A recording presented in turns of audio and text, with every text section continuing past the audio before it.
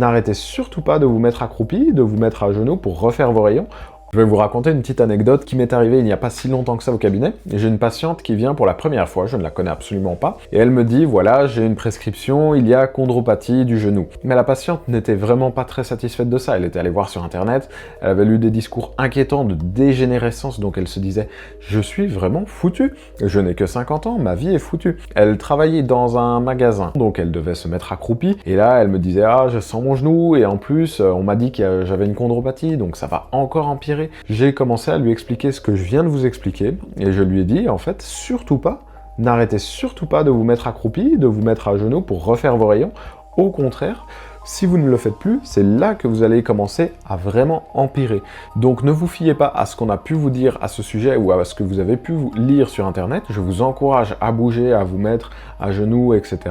On a fait pas mal de renforcement musculaire. Et voilà, après quelques séances, elle se sentait déjà mieux et on a pu avancer de manière efficace vers des objectifs. Donc elle a pu vraiment reprendre le contrôle de sa vie, arrêter d'avoir peur et arrêter d'éviter le mouvement. On peut vraiment choisir de continuer à vivre parce qu'on a encore beaucoup d'années à vivre, hein. Donc il faut vraiment reprendre le mouvement de manière globale et durable.